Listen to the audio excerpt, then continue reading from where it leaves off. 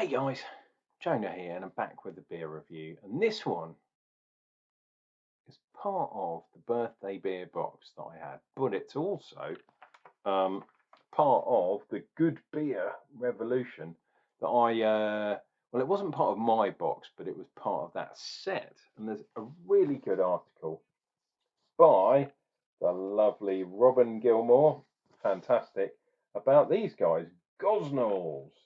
That isn't the beer, but it tells you all about how they're good to the bees, which is cool. And this one is a collaboration beer. You see what I've done there? I've kind of put it with all the other collaboration beers. So this is the Honey Pills. And if I chuck that near the camera, it's a collaboration between Gosnells and Gypsy Hill, as you will see down the bottom, which is kind of cool. There are lots of bees and flowers and things, and I thought it was coming into winter, which of course it is, but not yet, dear viewer, not yet. So, whoops. This sessionable West Coast Honey Pills is a marriage of two independent brewers, some Southeast London mate in it. Both brands have an environmental pledge, with Gypsy Hill recently producing the world's first carbon negative beer. Not sure about that. And Gosnells, a B Corp brand based in Peckham. And of course, their tap room is on the Bermondsey Mile under the archways at London Bridge and all that jazz. They make honey-based cider alternative called nectars. Nectars are much lower in sugar than mass-marketed cider, and as a result are probably very weak, but I'd like to try them because there's a thing called cider that I used to make, which is apple juice mixed with honey, and cider tends to get up. A normal apple juice will get you up about 6% without watering it down, which a lot of places do. Anything under 6%, you know that they backwatered it a little bit. But add honey to the mix, you're talking 8.5%, 9%. So I suspect that Gosnells are adding water, probably artisanal water, to this thing, but they're doing good things for the bees, which is all cool. Gosnells is working towards a world where pesticide use is eradicated in food and drink completely. Yes, completely get that. I think they are doing a fantastic thing. It is 4.1% ABV on this bad boy. We have got water, barley, wheat, honey, obviously, in there. And obviously, if you're having honey, you don't want to go near the pregnant ladies. They don't like honey. Unless I call them honey. Honey bunny. And all that kind of jazz. Anyway, so this is going to be quite a light beer. A pills. And hopefully it's going to have some honey in it. Oh, look. Wow. All that extra honey in there has kind of made it kind of... it's coming out. Better get that in a glass. And I've got some on my trousers. Right, let us get this bad boy into a glass.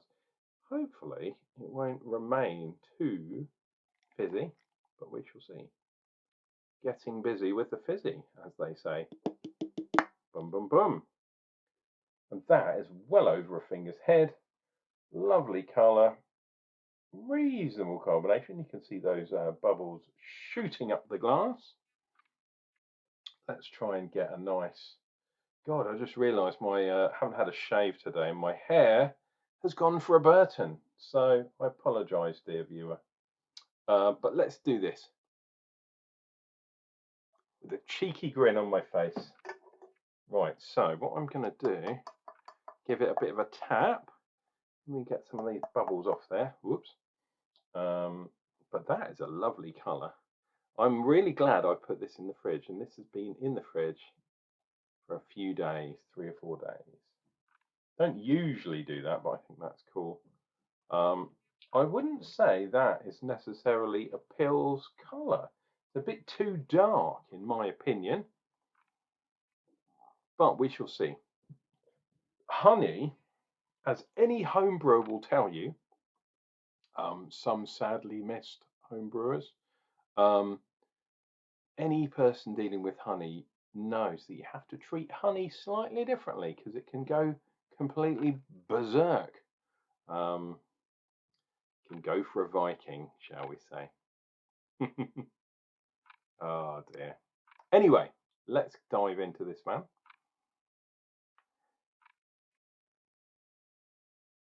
I'm getting some floweriness on there. Getting a little bit of lemon zest as well. And that's kind of one of, unfortunately, that's one of the off flavors that does come sometimes. If you overstress using honey, you get some sort of zestiness. But the fact you've got flowery things in there too is obviously a good sign. Now, is this going to be a traditional Pils? I don't think it is, Davio. I don't think it is. Right. Cheers and beers down the hatch. Prost, because it is Oktoberfest is here once again. Unfortunately, I didn't plan ahead, and I haven't got too many German beers. And yeah, unfortunately, the style, yeah, it's not quite into lager. Pils, yeah, about as far as I go. Anyway, I should stop talking. This is my first beer of the day as well. My goodness.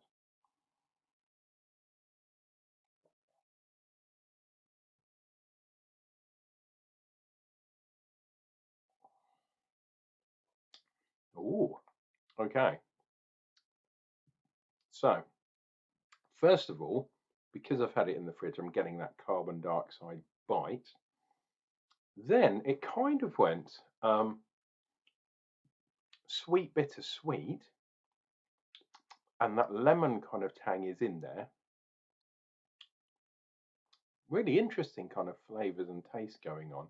It is quite smooth, and I guess that's going to be the use of the wheat in there, adding a little bit of smoothness to it. But yeah, it's not as clean as a traditional Pils, a proper Pils, usually would be. They tend to be really clean, very difficult to hide things in there. So having a honey Pils, yeah, outside the Pils style totally. I guess they didn't want to call it a lager, honey lager or something. So that lemon, that fruity kind of thing, sort of lemon and lime, it's quite a sharp taste, but it's kind of going off now. Coming into a bit of that kind of fruitiness and a bit of that, yeah, that kind of floweriness, which I don't really associate any of those with lager either. They're more Belgium, some Belgian beers kind of taste like that. So I'm wondering if this has a Pils yeast and Czechoslovakian yeast and all that kind of jazz. I kind of doubt it. Maybe that they just added the Pils thing, I don't know, to make it sound good, to make it roll off the tongue. Honey Pils, yeah. But yeah, I think this is more of a kind of, yeah, a honey wheat, honey vice. Honey vice, that sounds pretty good. Sounds a bit like Miami Vice. Oh, Don Johnson and those guys. Crockett and Tubbs.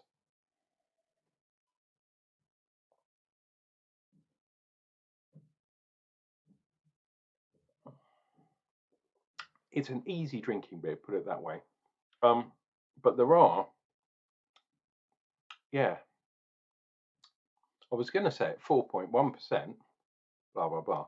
But there are some pretty strong tastes that have kind of built up, I think. I'm not 100% sure they're supposed to be in there.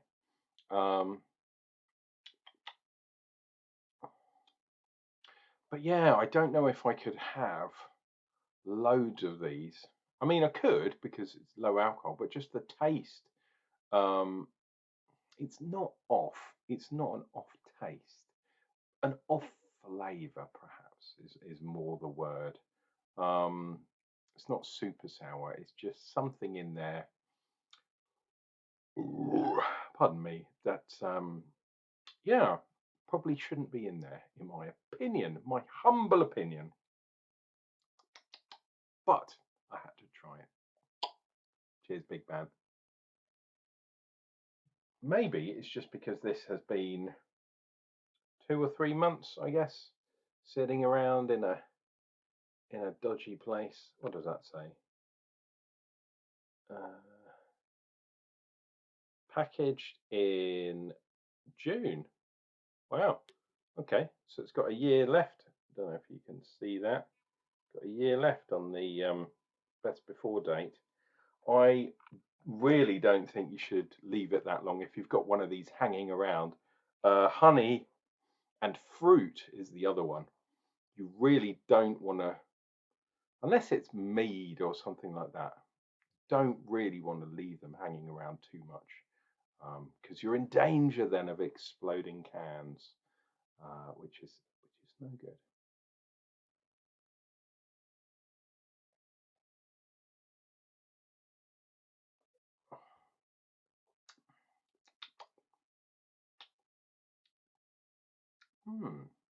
Yeah, is that flowery thing? It's just kind of knocking it for me, but it's not too bad.